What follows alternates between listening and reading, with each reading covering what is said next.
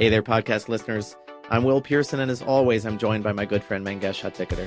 Every week on Part-Time Genius, we answer big questions, like, which country has the secret to the smartest students? And in that show, we tackle smaller, equally important questions like, is wearing sneakers bad for your education? Should schools keep investing in janitors? And why does no one do homework anymore? Every episode is jam-packed with incredible stories and hilarious facts, all as we try to nail down a serious topic. So check us out already. You can download Part-Time Genius on Apple Podcasts or wherever you get your podcasts.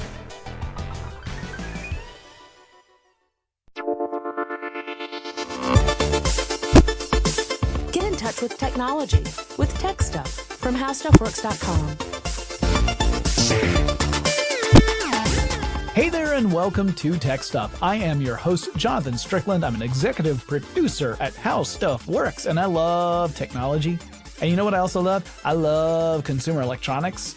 And this year, 2018, was a little bit of an odd one already. I mean, we're just in the very beginning of it as of the recording of this podcast, and it's already an odd year because for the first time since 2008, I stayed home during the annual CES event in Las Vegas.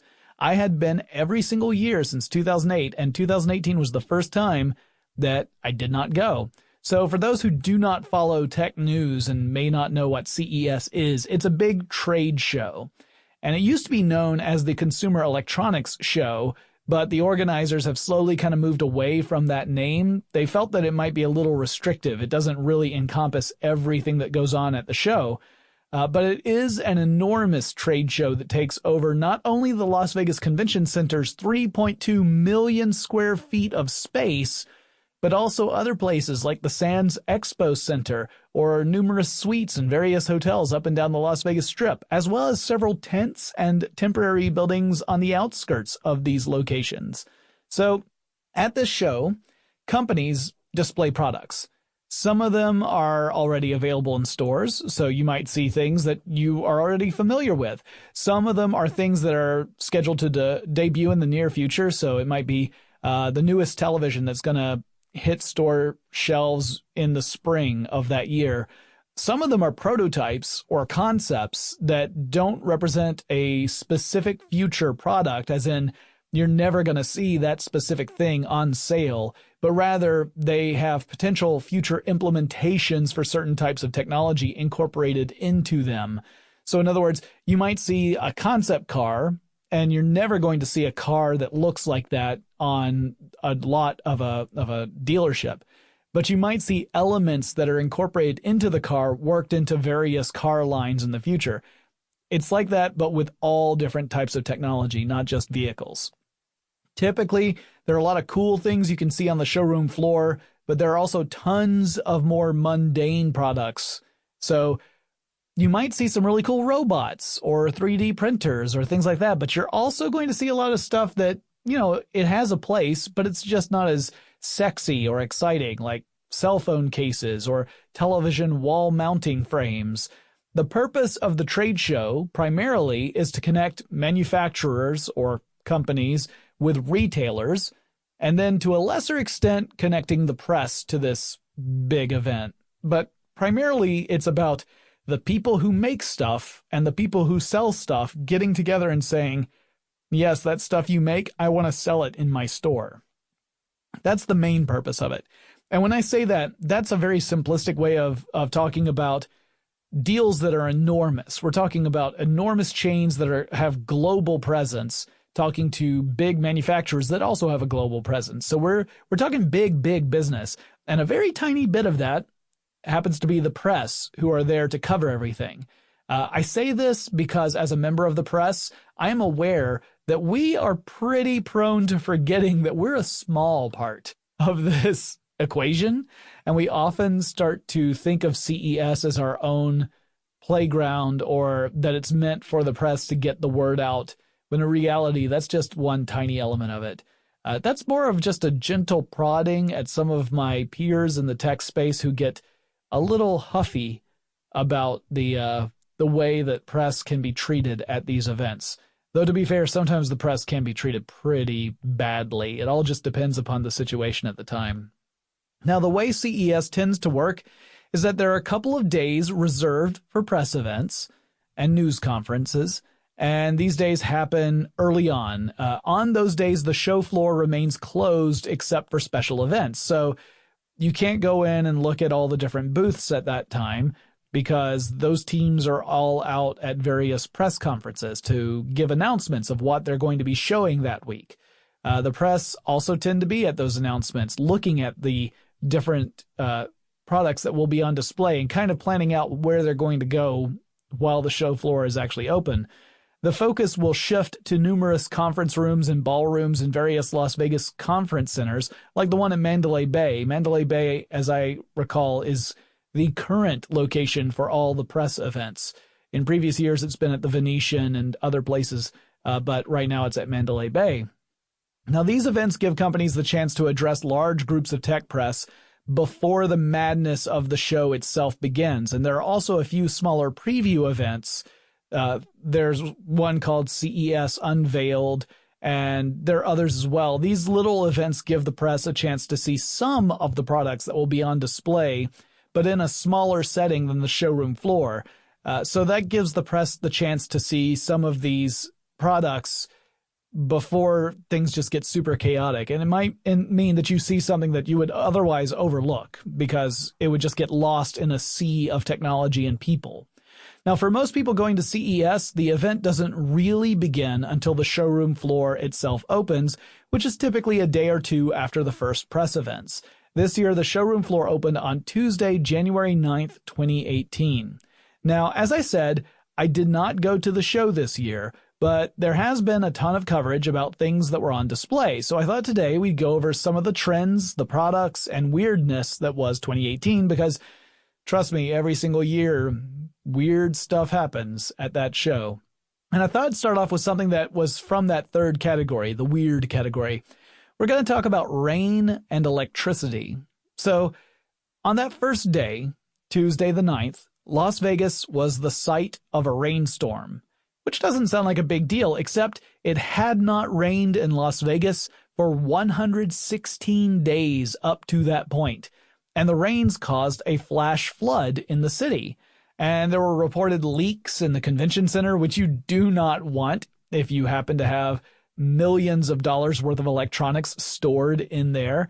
There was a pavilion that Google had set up outside that had to be closed down early due to the weather. And from what I understand, getting around Las Vegas was even more of a headache during that rainstorm than it is during a normal CES, which, trust me, is pretty darn bad. It is not easy to get from one spot to another in Las Vegas during CES. All the different arteries are clogged with traffic. The rain messed stuff up a bit on that first day, but the show must go on. And so everything continued, though I'm sure more than a few booths were struggling to have everything in place in time for the first visitors walking through the convention center, just because it took longer to get to the convention center than it normally would.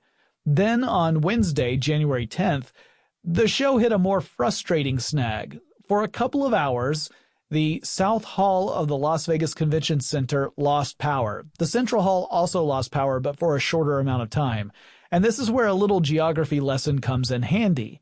The Las Vegas Convention Center has three main halls. There's a North Hall, a Central Hall, and then the South Halls, technically, because it's 2 floors. The North Hall is where you're going to find most of the automotive tech on display. And there's some related technologies like vehicle sound systems and other aftermarket products and a few other things, but that's typically what you find in the North Hall. The Central Hall is where most of the big brand names have their booths. This includes companies like Sony, Panasonic, Intel, and LG. Some of those booths are truly gigantic, taking up as much space as a dozen or so smaller booths would. The South Hall, like I said, has 2 floors, so it's a bottom floor and a top floor, and has more big names in it, as well as some medium and smaller sized companies.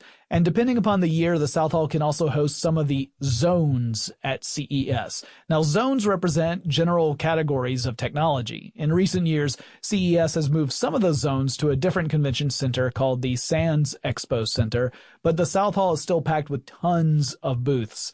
So when the Central and South Halls lost power, that was a really big deal. Now, many of these booths have monitors, computers, televisions, and other gear plugged into the building's electrical system. And there are tens of thousands of people in the Las Vegas Convention Center at any given time during the open showroom floor hours. The power shut off at approximately 11:15 a.m. local time, just as the show was supposed to be getting going. Like it was the show floor had opened, things were starting to move, there was some hustle and bustle, and then the power goes out. The convention center was able to restore power to the South Hall after a few minutes, but the Central Hall presented more of a challenge, and the power outage lasted a couple of hours. So I think I actually misspoke earlier where I said the South Hall came back or after a couple of hours in the Central Hall and after a couple of minutes. It's really the other way around. This is what happens when I don't go to CES. I mix up the halls. But the Central Hall out of power, and that was a big deal. Now, a lot of those booths also had their own generators, so they were able to have like little islands of light in a sea of darkness. But you might wonder, what was the cause of the power outage in the first place? Why did the power go out? Well, it was all that darn rain from the day before. According to an official statement, the rain caused condensation to form on a transformer for the convention center, eventually causing what is called a flashover. A flashover is also known as an arc flash, and this gives us the opportunity to learn about arc flashes before we jump into news about robots and TVs and stuff. So, what is an arc flash? Well, first, an electrical arc is the phenomenon of a luminous bridge of electricity formed between two electrodes. An arc flash happens when a fault or short circuit passes through the arc gap, or to put it another way, an arc flash is when an electric current diverts from its intended path to leap from one conductor to another, or it could also happen from a conductor to the ground. And it goes through the air in a really powerful electrical discharge. The term short circuit refers to a case where there's an unwanted connection between a circuit, or within a circuit rather, that allows current to pass through that unwanted connection. It's kind of like, well, it's like a short cut. That's why it's called a short circuit. You're having a pathway that you didn't intend electrons to pass through, and suddenly the electrons can and will go through it.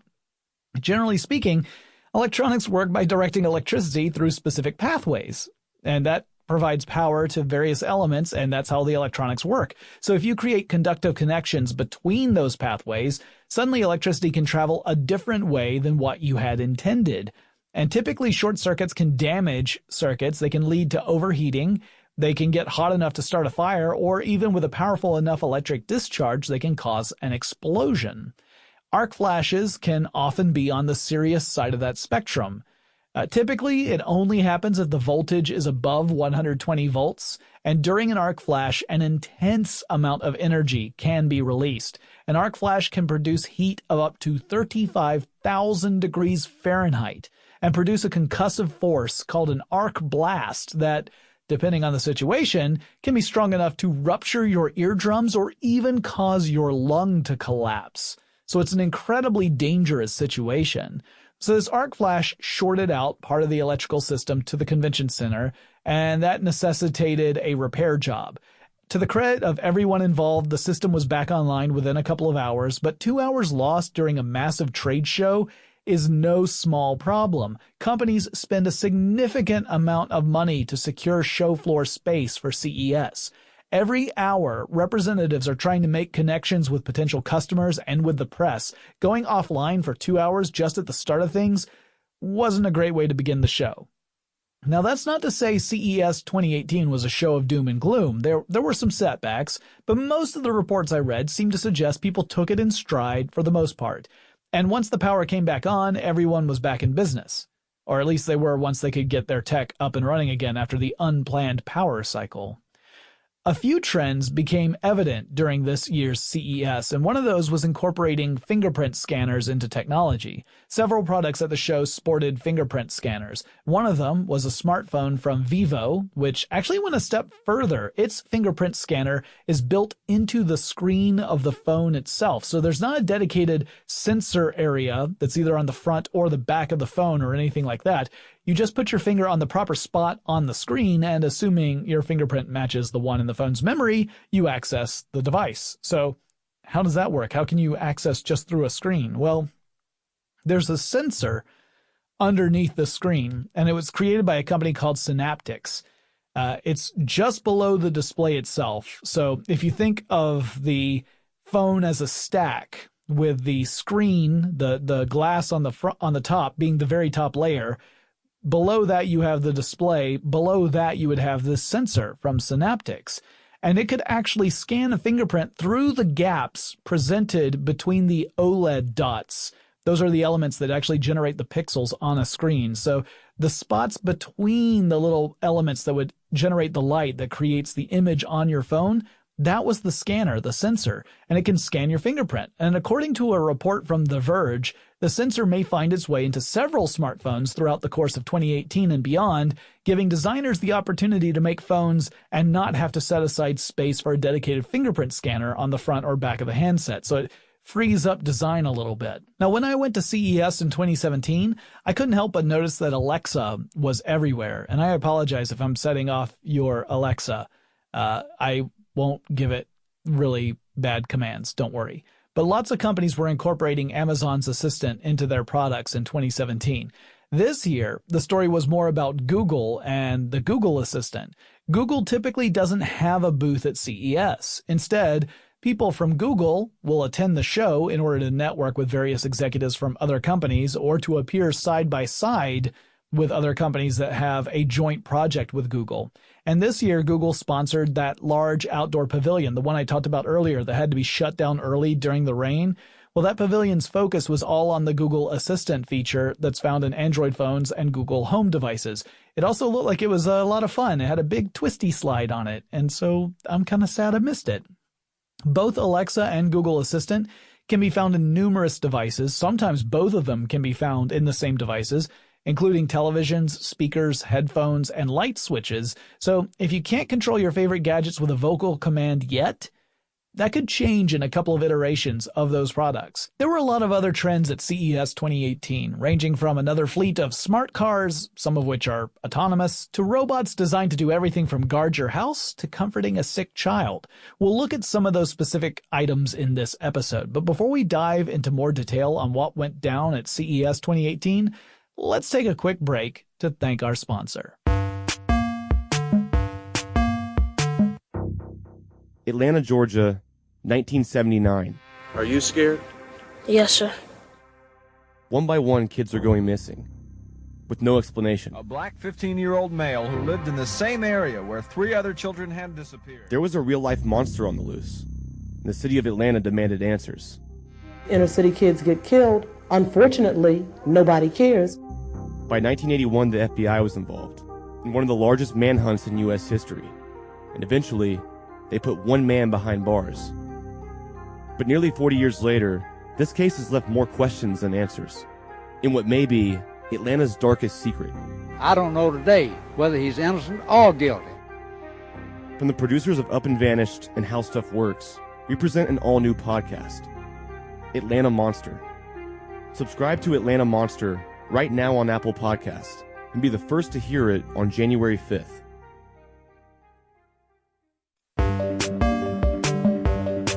And we're back, and now I'm joined by a good friend of the show, Shannon Morse of Hack5 fame, who, unlike yours truly, actually went to CES 2018. Shannon, welcome back to Tech Stuff. Hi, Jonathan. Thank you for having me on. Yeah, thank you for joining, even though, just in full disclosure, Shannon might sound a tiny bit congested because she's fighting off the last remaining remnants of what we call con crud. Yeah. Just that basic respiratory cold that people tend to come down with when you have, I don't know, like 100,000 people in an enclosed space for several days at a time. It happens. Yeah, it was 175,000 people, at least. That's the estimate I was told while I was at the convention. But yes, wow. I came down on the very last day with the con crud, woke up the day after, and I was just like, oh, I am not going into work today. That's definitely not happening. Yeah, and you know, you're based out of the Bay Area over in California. Yeah. So it's a bit of a travel time for you as well between Vegas and there. And then, of course, you also had the additional issues that happened this year. Were you there when the great deluge, the rainstorm, was coming down? Yeah, I was. It was crazy. Nobody knew how to drive in the rain, even though it was only like 1 or 2 inches of rain. No one really knew how to drive in it in Vegas because they never get rain. And one of the roads turned into a river, and the Las Vegas Convention Center started leaking. So they had to close some of the walkways inside the convention center so that people wouldn't walk around in like slushy carpet. It was terrible. Wow. And then the next day, the lights went out. Yeah, I talked about that earlier in the episode about how it appears that some condensation formed on the inside of a transformer at the Las Vegas Convention Center and caused what is called a flash out, where you have essentially a short circuit in an arc. Yeah, it ended up being a physics lesson for all of my listeners, because I was like, well, I can't talk about CES because I wasn't there, but I can talk about what happened made the lights go out. Well, I was in the middle of the convention center. Ironically, I was in a meeting with Panasonic about their low light camera when the power went out. So I was able to test the camera in the low light setting since no lights were on. Gosh, and it worked quite well. That's a heck of a demo right there. I know. I was like, nicely planned, everyone. Yeah, who cares if it tends to, put everyone else out? I mean, come on. This is, we're talking about important products here.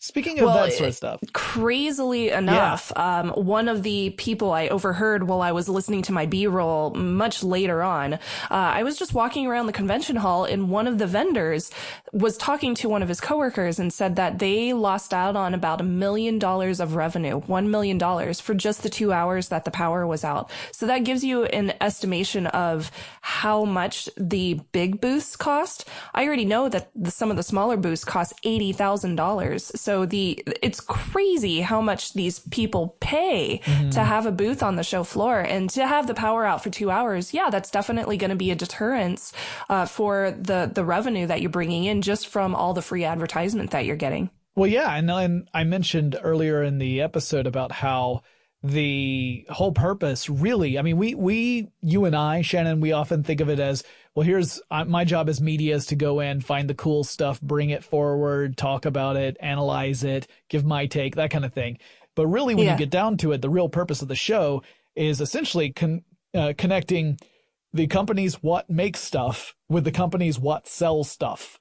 And when you can't connect with anybody for a couple of hours and you've spent that much money to have a presence there, that is not a good thing to have on your little Excel spreadsheet at the end of the year, where you're saying, yeah, so here's how much we spent, and that 2 hours of downtime cost us this X amount effectively, because we weren't able to have those sort of meetings and those sort of conversations that we normally would have had during that time. Right. Yeah, it's not great. I mean, but I want to concentrate on things that actually did happen, as opposed to all the meetings that could not happen during those 2 hours.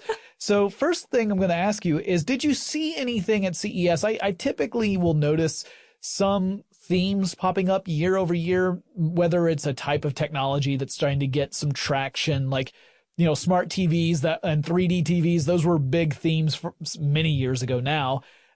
Was there anything like that this year, whether it was a specific kind of technology or some sort of implementation that you noticed while you were there? Yes, there absolutely was. This year we saw a mind-boggling amount of people promoting items that had voice assistance technology built in, whether you needed it or not.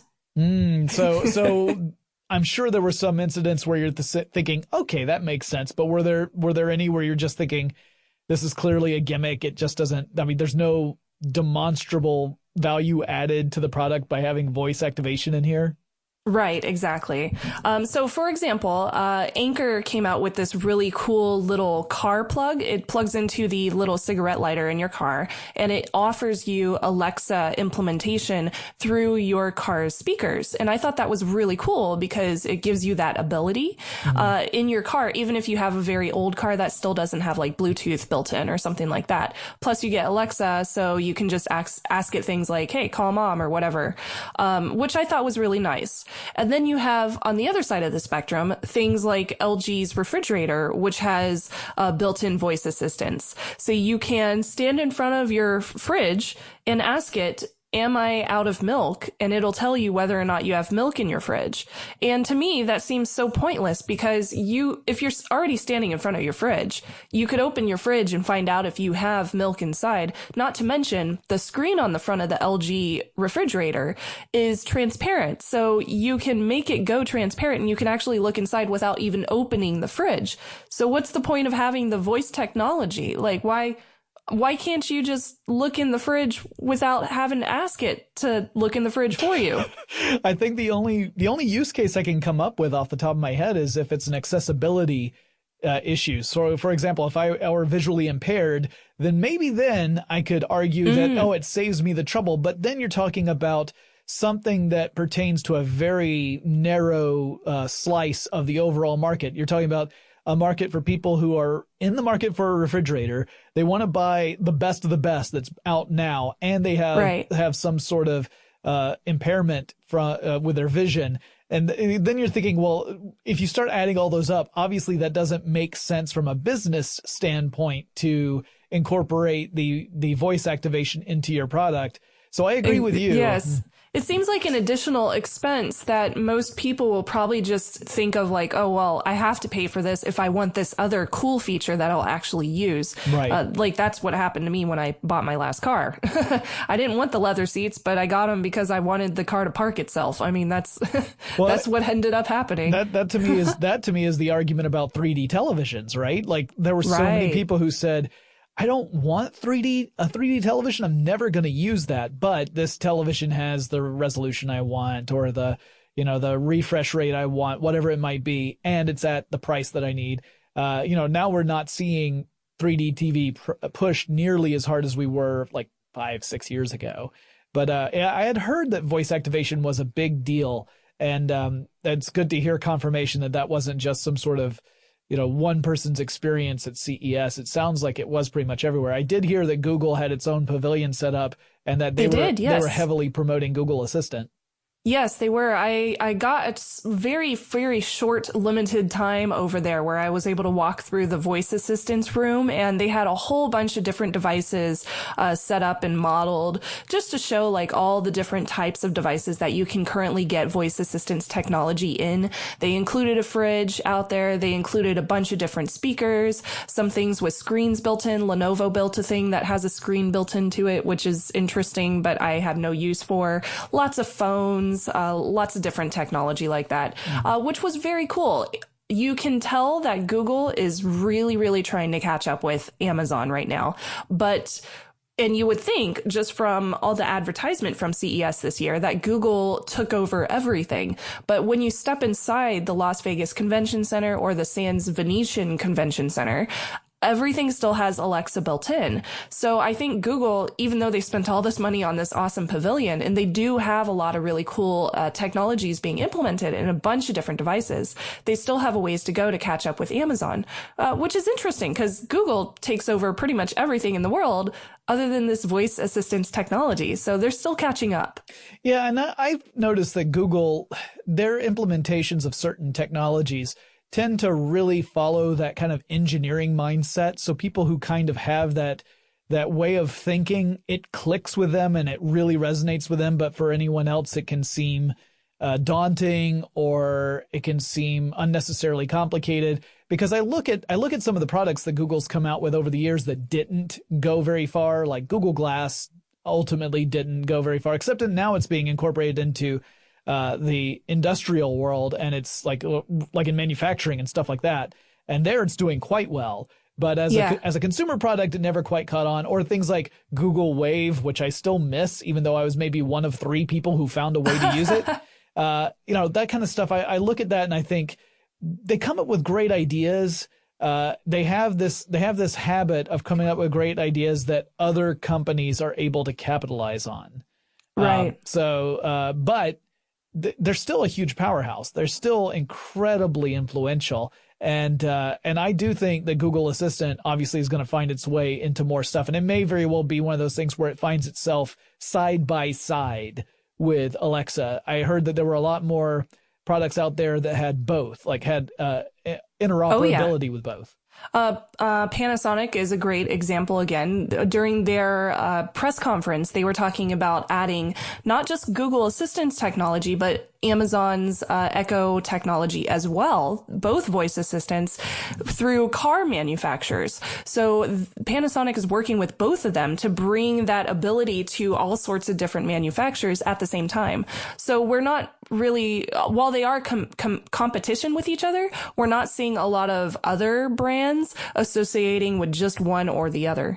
Well, that's nice. I like that we're not seeing sort of an exclusivity kind of thing, because then the more times you see that exclusivity issue, the more you get channeled into this idea that you have to buy into a specific infrastructure, and thus all of your buying decisions get based upon whatever it was you bought into first. Right. Like, which is exactly in my household. That's how me and my wife are. Becca, she uses an iPhone.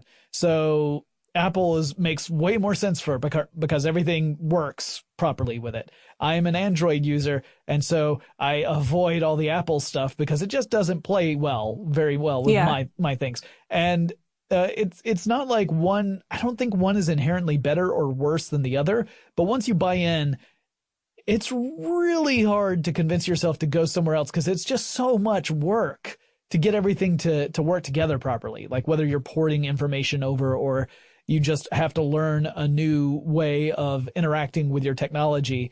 That can actually be a pretty high barrier to entry. So seeing companies say, you know what, we're not gonna worry about that mess. We're not gonna worry about these exclusivity issues. We're going to incorporate both, and then whichever platform ends up winning out in the long run, we're okay because we supported both of them. We're not gonna go obsolete because we backed the wrong horse. We don't want to see an HD DVD versus Blu-ray kind of situation, right? You know.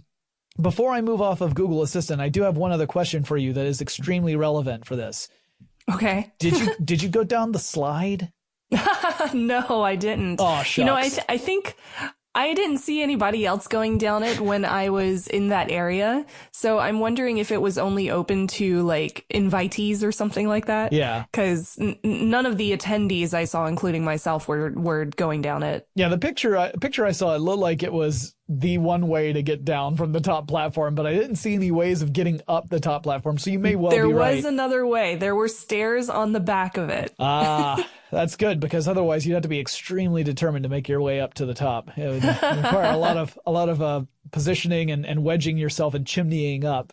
Yeah. So yeah, for those who don't know, you should definitely go and do an image search for the Google Pavilion at CES. They had a big, twisty slide that went from the top of their pavilion down to the bottom. It looked like it was about maybe 2.5, 3 stories tall. It was pretty big. Yeah, just about. Yeah, it was pretty big. So was there anything there that you saw at CES that got you really excited? This is a tough question to ask people who cover CES as media, because we can quickly become jaded because we see so much of the same stuff over and over. And we often see things at CES that are never going to happen. Like, right. We see prototypes that are just like, oh, look what we can do, but we're never going to do this because we won't get funding to do it. Yeah. So it's always tough to say like, oh, this is a thing I'm really excited about. But one thing I actually saw that is coming to market, I believe in February, but don't quote me on that, is the HTC Vive Pro. And it's like my number one device from the show, because I've been really getting into virtual reality lately, and I've been able to test a whole bunch of different headsets. So the Vive Pro is like my number one at the moment for video gaming. I got to play raw data on it, and the resolution truly is like 78% better than the old one, as they quote. And it was so pretty. Wow. Yeah, I've had only a little bit of experience, working experience with VR, because it requires a pretty hefty investment on the part of the consumer, in that you need to have a decent computer and obviously you need to have a space set aside for it. But the experiences and the equipment that have been coming out over the past maybe 18 months or so has been really, really impressive. And to know that they're continuing to invest in that and improve on the experience is encouraging. I often ask myself the question at the beginning of every year now. It's kind of my standard question. There are two, really. The first question is this the make or break year for VR/AR, right? Is this the year where we finally say yes, this is a consumer technology, or no, this is just going to be an experiential thing that you go somewhere and then you get to put on the headset and everything and you play, but then you leave. Or the question number 2 is Moore's Law finally ending this year? Those are the 2 that I end up asking myself every year. And so it's good to hear that this was a positive experience. Now, is this a tethered headset or is this one untethered? So this one is tethered as well, but they also introduced a wireless adapter, an accessory that you can use with both the old HTC Vive as well as the new Vive Pro. So if you plug that in, you can go untethered and you don't have to worry about a cable hanging down your back and accidentally getting stepped on or anything like that. Mm-hmm. Now, I didn't get to test the wireless adapter. They didn't have that plugged in when I got to play with it, but I did just get to play with the Vive Pro while it was tethered to a computer. And of course, the computer that I was playing on had like the best GPU on the market. So it looked beautiful and it was really smooth and buttery and everything like that. But it also sounded good and the gameplay was easy, especially when you have that nice resolution. So it makes it look more realistic to you, mm-hmm. and you're not paying as much attention to the pixels, which you can still see. They're still there right in front of your face. But since it is more comfortable, since it was a more engaging experience because of that higher resolution, you don't pay attention to it as much. And Vive or HTC is doing something really good here. Like they're making a really nice, noticeable increase in performance from the old one. And I think they were listening to a lot of the complaints from previous users. I just hope that this new one doesn't cost a lot. And that's something I'm concerned about because they haven't announced the price at all. And the old one, I believe, with all the components was like $600. Right. The new one could be $800 just the headset alone because of all the upgrades. So hopefully it's not that expensive because nobody's going to buy it just by itself. Right. I hope it would be something like $500 or less so that it would be easy to upgrade, sell the old Vive headset if you have an old one, and then you could just keep all of your old components. Yeah. That is, to me, that's probably the largest barrier to entry is that price point, because again, when you combine it with the computer that you need to run it, assuming you don't already have one, if you've already got a really good gaming rig, then you're set. You know, if you've got a VR ready PC, then that part is, you've already made that investment. For someone who's just getting into it from scratch, you're talking about almost $2,000 in order to have both the machine to run it. Yeah, that's a lot to ask. But it sounds like the experience was really compelling. So if more people can get a chance to try it out, they might be able to make that argument for themselves that it's worth that kind of cost to get into the world of VR. It's also, I mean, this is a really tricky thing. It's, again, going back to 3D televisions, until you experience it, it's how do you sell it, right? Because you can't just show video to people, because the whole appeal to this is the actual experience of being inside a virtual environment and getting to do stuff. And we're all used to watching video. I mean, that's not that special. So it's a tough sell. Like, you really have to get people out there and trying it and have that little light bulb click on. I'm like, oh, this is why it's a big deal. I agree with you. That's tough. But it sounds like I like that you're optimistic about it, though, because I want to see VR succeed. I've wanted to see VR succeed since the 90s when it had its initial crash. Like the Virtual Boy. Oh, yeah. No, it still hurts. It still hurts. I tell this story all the time on TechStuff, but there used to be a little, kind of like an arcade. It was like a game experience thing at a local mall here in the Atlanta area. And my family would go down to this mall, and I would just take like $10 and go to this place. And it was a VR gaming center, and you would go and stand in line, and then you would get on this little pedestal thing. They would lower an incredibly bulky helmet suspended by cables from the ceiling because it was too heavy to just put on your head. Oh, geez. And then you would play the Dactyl Nightmare game, which was about as primitive as you can get with graphics and still have like solid polygons. It wasn't like just empty vector graphics or something. But just that experience, even though as primitive as it was so cool. And to finally see a world where we can maybe get like really compelling gaming experiences in our homes, not even have to go out for it, is really encouraging to me. So did you get a chance to see any augmented reality stuff while you were there? I didn't. Not this year. There was some AR there, but I didn't get to test any of it myself, unfortunately. One of the fun parts of going to CES, just on your own, like tag teaming it as a podcaster, is having to do all the B-roll, all the stand-up shots, all the hosting and editing and writing all yourself, and then trying to find a place to upload everything from the show floor. So it's very tough to see everything. Yeah. Plus, this year, I believe, not only did it encompass like the 40 football fields that is the Las Vegas Convention Center, but they also had the Sands Venetian Convention Center area as well. Mm-hmm. And they had a bunch of suites that were at other hotels. And it takes like an hour to get to anything at CES. So while there was a lot that I did get to see, if I made sure to put in a interview request and scheduled a meeting with a company, there was a lot that I did not get to see just because I was so busy. Yeah, no, doing CES with a small crew is incredibly challenging.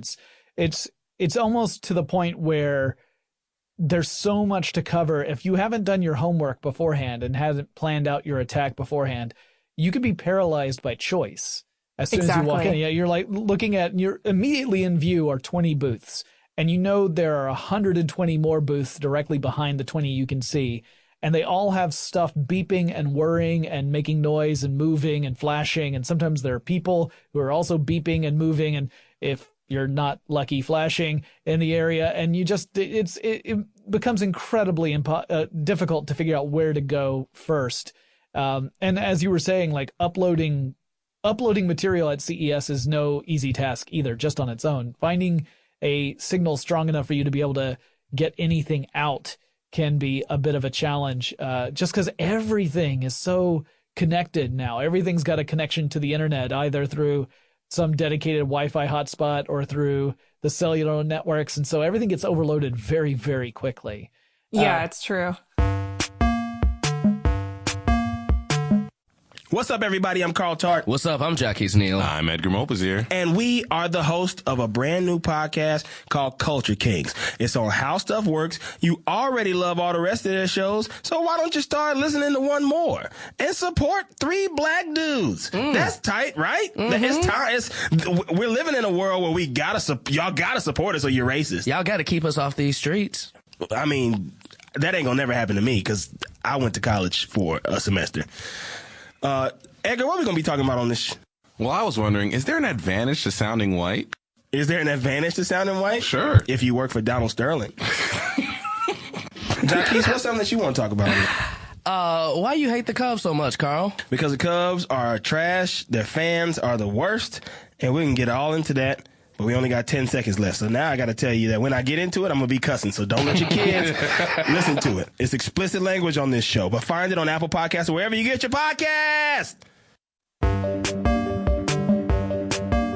Now, the VR sounds like it was pretty awesome. Was there anything else that particularly struck you while you were walking around CES? Anything else that was really interesting to you? There were lots of robots. Well, that's cool. I mean, let me ask you this: were they interesting robots, or because I've seen both. I've seen robots. They were interesting. Okay. I saw one robot. It was a piece of luggage that could follow you around an airport. The unfortunate part, though, was that it doesn't work on carpet, and it would disconnect from its user's bracelet. You connect to it via a bracelet that you wear, and that's how it knows where you are and who it needs to follow through an airport. And a lot of times it would just disconnect, and then it would lose track of where you are. And then when it reconnects, it tries to hurry up and get to you, and then it runs into your legs. So it didn't work so well. But I think that things like that, if they figure out those connectability issues, then it could be an awesome product. But unfortunately, with a lot of robots, even LG had an issue during their press event where their robot, its name is Chloe, it's also a voice assistance technology too. That one just did not answer the CEO when he was asking it a question on stage.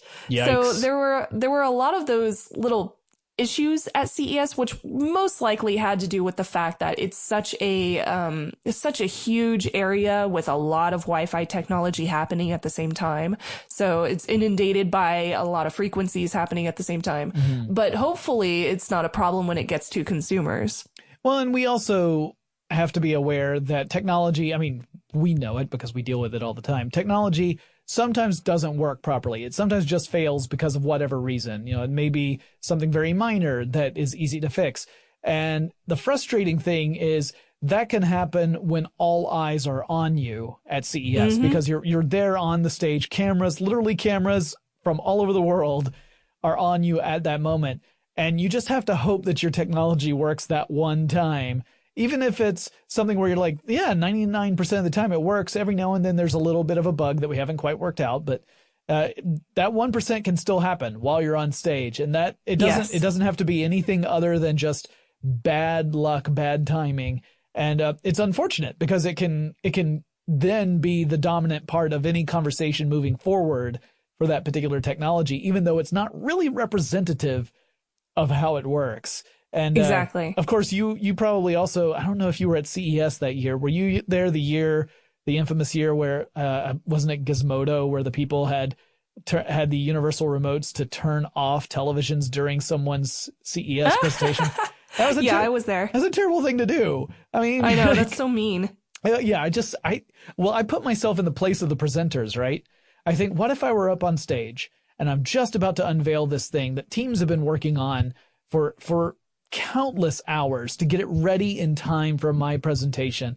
And this is my part where I got to be up there for 40 minutes and really sell this amazing technology. And then it's just not working. And I don't know that it's not working because someone is actively sabotaging me.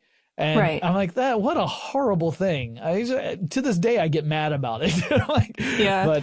But I think I have empathy for presenters, so I would never do that to somebody. I just think it's cruel.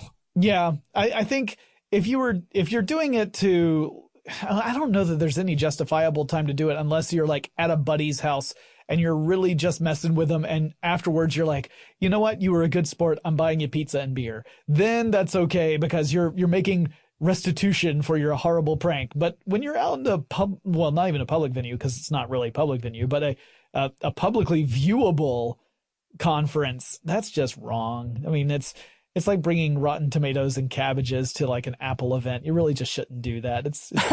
There's a time and a place. So any other robots you wanted to talk about? I've seen lots of different ones ranging from the really complicated looking ones to very simple ones that obviously are more like toys. Did you happen to see the Aflac one?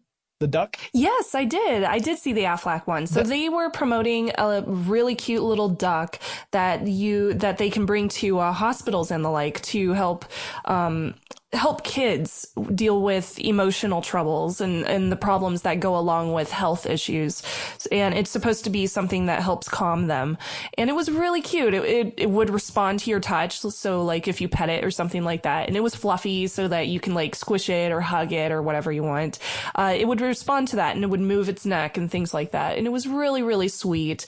I also saw Sony's, I want to call it the Aibo. Yes, the dog. Aibo. Yep. Yeah. So they had a new dog, and this one has brand new eyes. I believe they were LED or OLED eyeballs. And they would blink and they would look at you, and it would respond to your touch as well. And it would walk around. It was so cute. So there was some really, really cute robotic technologies at work at the convention center as well. I love seeing those. I mean, I've been covering that kind of stuff, like some of the companion robots that are meant to help either children or sometimes it's the elderly be able to deal with emotional issues, psychological issues, and create some companionship, create an outlet for emotional expression. I love that aspect because it's something that I don't frequently think about when I think of the term robot. You know, I'm often thinking one of two eventualities. I'm either thinking the practical application of robots and automation, which ultimately results in human beings being displaced from certain types of jobs, or I'm thinking Terminator. Those are usually the only two. But thinking about nice robots that are there that help people deal with really tough situations. It's quite inspiring. I agree. Well, let me ask you, you mentioned the somewhat odd incorporation of voice activation in certain products. Did you see anything else that was just weird or you thought unnecessary, or, you know, just one of those things where you look at it and you think they're trying way too hard? There was some interesting technology coming out of France. There were a lot of French prototypes that were brought in for some of the press events that weren't necessarily on the show floor, but they did show up at these press events that the press and media can go to during the nighttime, during the evening. One of them was it was a wine fridge or a wine cabinet. Of course it was. It's a smart connected wine cabinet that can alert you whenever your wine cabinet is empty, or you can scan wine bottles that are in your wine cabinet so you can find out other similar wines that you might be interested in. It was very like Napa-esque. Like, you have to be somebody who has like 40 different bottles of wine in this wine cabinet to really appreciate how useful it is. And I was just like, I'm not that rich, you know, I have like one bottle of wine from Trader Joe's in my kitchen right now. And I think it was a $2 one, $2 chuck, I believe it is. So I'm pretty sure this wine cabinet is not something that I would ever buy. And it was a little bit ridiculous at the same time. But I was like, maybe somebody out there wants a connected wine cabinet for some reason. Well, did you happen to see, and if not, I'll be sure to explain to the audience what exactly I'm talking about, the weird booth that Netflix had set up that was a viral marketing booth for Altered Carbon? What? No. Oh my gosh. You Where didn't was see this? So on the show floor, and I don't have the information right in front of me, so I can't tell you which hall it was in. They created a booth that was from a supposed biotech company that was working on human cloning. And they had these giant tubes set up with essentially mannequins, but designed to look very, very realistic, at least from a distance, of people floating in these tubes. And it was supposed to all be about transmitting your consciousness into another form. And they even had representatives doing sort of a techno-babble speech about the technology around it. Turns out it was all a marketing ploy for a series that's based off a cyberpunk novel called Altered Carbon. It's coming out on Netflix. And so when I was looking for weird things that were happening at CES, this popped up and I thought, what the heck is going on here? Like, this is the strangest thing I've ever seen. And particularly for CES, because that's just it's a trade show. It's not a fan show. It's not a genre convention, right? It's not like a Comic Con or a Dragon Con or anything like that. So to see some company come out with promoting a series, a web series or a television series at CES is pretty unusual. You don't typically see that there. I'm sad. Yeah, that's strange. I'm sad you didn't get to see it, but The Verge has a great rundown on it. So you'll have to go to The Verge and check it out, because once you see what it looks like, you're going to think, man, I wish I had known that was there while I was there. I hate to give you that after you've come back, but it's definitely something you should check out. Everyone listening to this should look at it, because it's a head scratcher for me, because I'll read up on it. Yeah. It's just one of those things where you see it and you think, this is clearly not the purpose of what CES is all about. It's so weird to see a promotion for a fictional work at a trade show. It just is not it's a square peg in a round hole. It's so weird. But was there anything that you noticed missing? As in other words, were there any technologies that had in previous years had a lot of representation at CES that maybe you just didn't really see as much of this year? There were two that stood out to me. One was 3D TVs, which I saw none of. They were nowhere to be found at all. Everyone's given up on 3D televisions, which is fine by me. Yep. And I also noticed that there wasn't that much as far as security and privacy. And what I mean by that is there were still companies that were promoting these like little boxes that you can plug into your router, and there's supposed to be a physical firewall for your entire house. There are still things like that. But there were still a lot of companies that just don't care about security or privacy. Like I would go up to a booth and be like, cool, this looks neat. What kind of encryption protocols are you using? And they would not be able to answer me at all. And then I'd be like, okay, well, is your CTO here? And they'd be like, oh, well, no. And I'd just be like, well, you need to learn these questions because I'm going to ask them every single year. And eventually y'all need to answer. I won't promote your technology. I won't even want to touch it unless it secures my devices.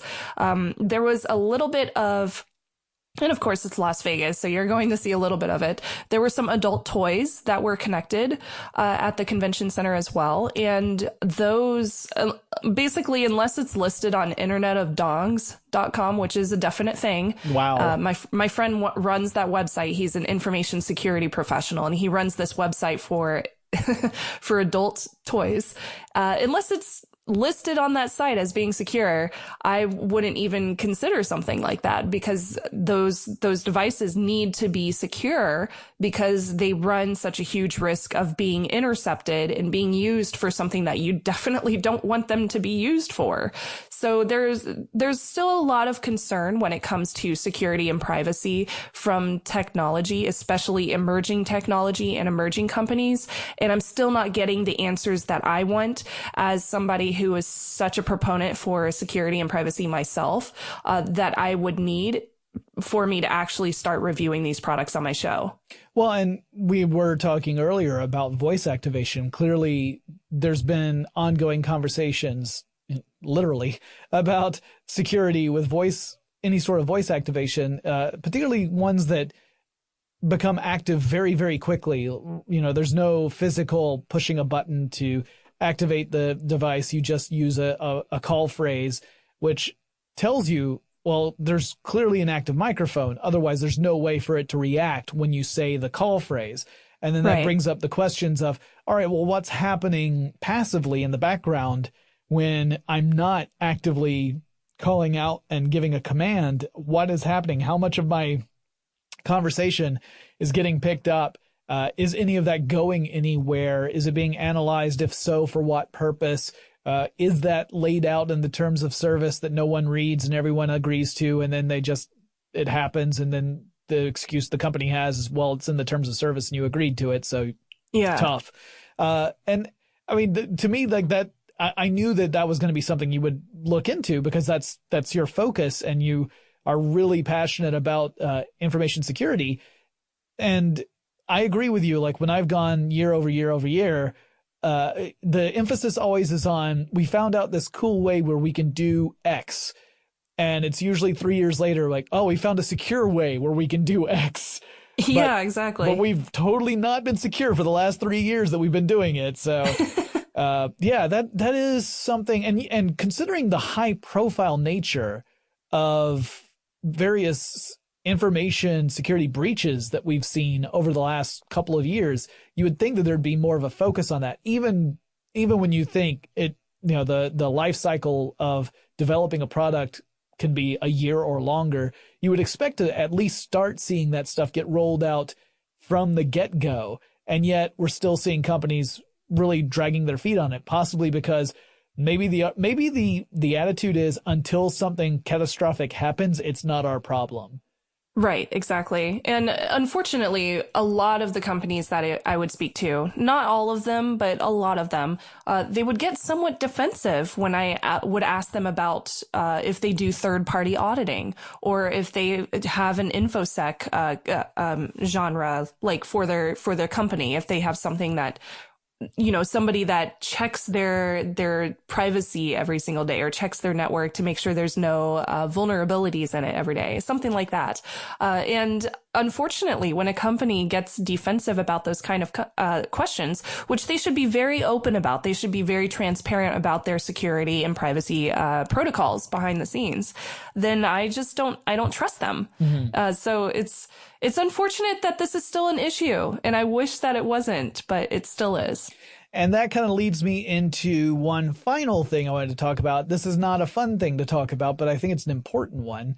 And that is, so over the last couple of years in particular, but definitely it's been an ongoing issue, we've seen a lot more discussion about things like a code of conduct at various gatherings, conventions. More and more of them are incorporating codes of conduct to explain exactly what sorts of behavior will absolutely not be tolerated by the entity throwing that convention or event, and saying, we expect if you're attending that you are going to behave according to this code of conduct. And if you don't, then you're going to be kicked out. It's just the way it works because we want this to be a safe environment.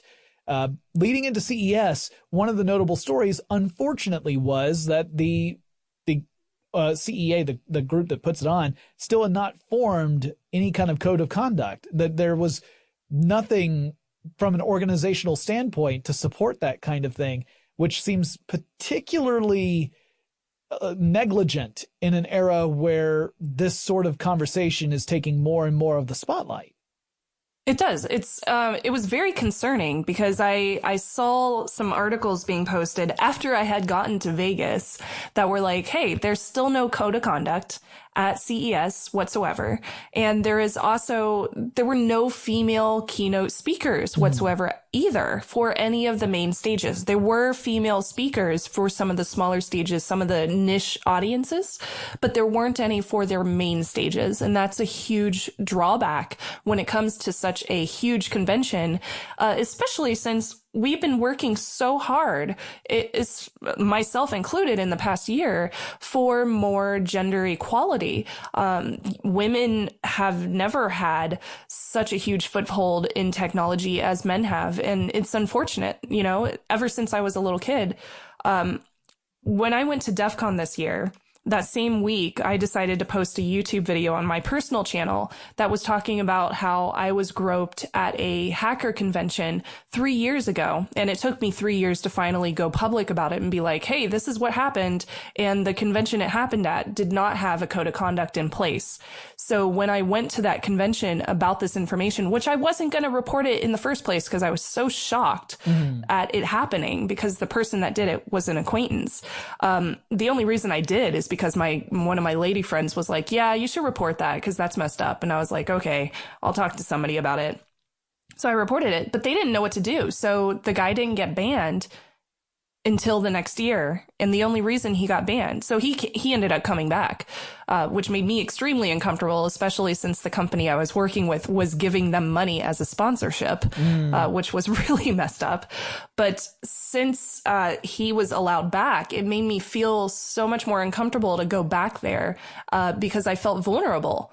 And I did not like being made to feel vulnerable in a place that is not my normal place. It wasn't my house. It wasn't my office space. It was a hotel in Vegas, where most of the attendees are males and are not people that I know personally. So eventually that convention did place a code of conduct in place for their convention, and the person who did this was banned along for a number of other reasons.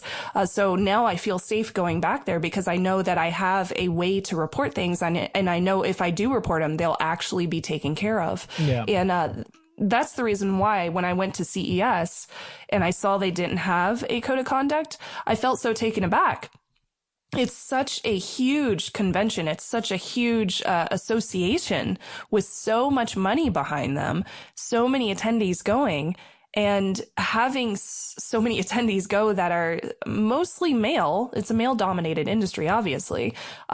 We need to have some kind of foothold in the industry for women and for minorities so that we do feel safe. Now, while I understand code of conducts are not going to keep people from doing things, it does allow us as people who might end up being victimized in some way, even though we don't want to be victims. It gives us a way to report things. It allows us to understand exactly what we can do and know that if we say something, that then something will be acted upon. Something will actually get done if we say something. It sends the message that you matter. right? I mean, yes, exactly. Like without it, it seems, without it, to me, it seems like it's almost sending the message that they're complicit in any behavior that would otherwise violate such a code of conduct, because it's almost a look the other way kind of mentality, which is incredibly dangerous for anyone who's attending such an event. It gets me really upset because I have seen incidents at various types of different conventions and events and parties, that kind of thing, that absolutely should not have happened. And once they did happen, should absolutely be handled swiftly and decisively. And to see CES kind of dragging its feet on this issue is more than a little problematic. I remember years ago when I first started going, some of my peers over at CNET, some of the women working for CNET, were chatting, and they were saying, one of the few benefits of being at CES and being a woman was that she never had to worry about a line in the restroom. And she was being very sardonic about it, because she's like, this is literally the one good thing. I've said the same exact thing. Yeah. And whereas as a man in a convention center filled with literally 100,000 other men, the same cannot be said of the men's room. But at the same time, I'm also not in a group that tends to be singled out for victimization. I mean, it's a very frustrating thing to see. I keep hoping that they will address this and make it clear that it's supposed to be a safe place and that they've got your back if something does happen. CES is also one of those places where it kind of fostered that male dominant mentality for a really long time. I don't know how it was this past year, but I remember when I started going, the whole booth babe situation was really kind of out of control while I was there. And that booth babes, by this I mean that different groups had gone out and ordered or had gone out and hired people, women, to dress in scanty outfits and then try and entice people into the booths. And it was done in such a way as to sexualize products that were not overtly meant for that purpose. And it created kind of a seedy atmosphere, I would say, in certain areas of the floor. I've seen less of that the last few times I've gone. Occasionally you'll find a booth or whatever that still kind of engages in this, but for the most part, it's definitely toned down some, which I think is a good trend. But it does seem like CES is one of those places where that more primitive idea of this is technology, this falls within the realm of masculinity, still seems to have a few anchor points, and that's problematic. But yeah, it's definitely still a thing. Like, I saw some of the quote unquote booth babe attire happening this year as well. I even saw it at one of the press events I went to, which somebody else wrote about, the fact that there were some women who were hired to simply be there and hand out tote bags, and they were dressed as cheerleaders. So they had cheerleader uniforms. I know exactly which event that is, because it's the same every year. Yep, it's the same exact one every single year. Yep. The only year I went and I really enjoyed it was when they did the Wizard of Oz theme here. And then they had people dressed up, like there was a guy dressed up as the Tin Man, and there was a girl dressed up as the Wicked Witch. And then it was like being in a cosplay experience, which is very different from dressing up strictly women in cheerleader uniforms, because you're doing a football thing, which is for men. Yeah. Now, I do like football, but why there were no men there dressed up as quarterbacks? Right. Like, what? I'm missing out. Yeah. No, I mean, I'm on your side on this one, Shannon. Totally. I agree. I remember the Wizard of Oz event. I also remember they did a weird zoo one year where people were dressed up like animals. What? But that might have been a different, I want to say it was the same one we're talking about. I missed out on that one. Yeah. I'll send you links. But it was another weird one. But yeah, Wizard of Oz, I remember because I got a tin of mints for my friend Mandy, because that's her favorite film of all time. Well, I mean, here's hoping that we can see CES catch up and create a formal code of conduct I hope that the pressure will continue to be on the organization to do so that they can send out that message that this is, in fact, a space where we want it to be safe for everybody. It's a very business-oriented trade event, and therefore there's no place for this kind, any kind of harassment or policy where we look the other way. Shannon, thank you so much for joining the show. Please tell everyone where they can find all your wonderful work. Thank you. I really appreciate you inviting me on to be on your show too, Jonathan. It was awesome. It's always awesome to talk to you, especially since we're on other coasts. You can find all of my info over on Twitter. I'm at Snubs, SNUBS, or you can follow all of my tech stuff that I am doing over on TechThing. It's tekthing.com. Shannon, thanks again. And you take care of yourself. Get better, okay? Thank you. I want to thank Shannon for coming on the show. She's always a joy to talk to, and I really appreciate her input on what she saw at CES. Obviously, there's a ton of other things that were on display at the show. Lots of technology, from automotive technology to audio to virtual and augmented reality to things that are pretty mundane, light switches, things like that, but still important. And while I didn't go this past year, it's okay. I'm not sweating it, but I do hope I can go back sometime in the future, see what else is coming out. It's always an interesting energy that's at the show. And I'm sure that as 2018 unfolds, I'll cover more of the technologies that were on display at CES 2018 in greater detail. For example, there was this amazing modular Samsung television called The Wall, apparently, and that sounds crazy to me, so I should look into that. But if you guys have any suggestions for things I should cover in future episodes, maybe it's technology that was on display at CES, or maybe it's something totally unrelated, but still, in the world of tech. Let's not go crazy. Send me a message. Let me know what I should talk about, or if there's someone you want me to interview or a guest host you would like to have on the show, let me know about that as well. My email address for the show is techstuff@howstuffworks.com. Or you can drop me a line on Facebook or Twitter. The handle at both of those is TechStuffHSW. You can also check us out on Instagram. Our marketing and social guru, Crystal, is killing it over there. She's doing a great job. So go check out our Instagram account.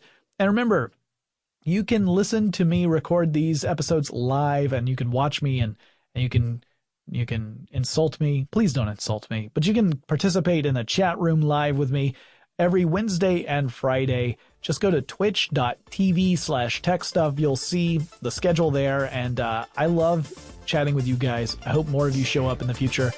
And I will talk to you again really soon.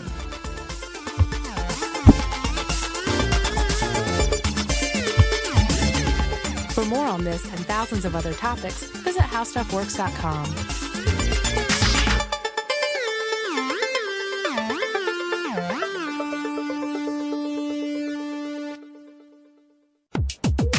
Hi, this is John Roderick from the rock band The Long Winters. And I'm Ken Jennings from the syndicated quiz show Jeopardy! We have a podcast called Omnibus. It's a time capsule of our era, and we put a new entry in the ground every Tuesday and Thursday. Listen on Apple Podcasts or wherever you get your podcasts, and subscribe to never miss a single episode.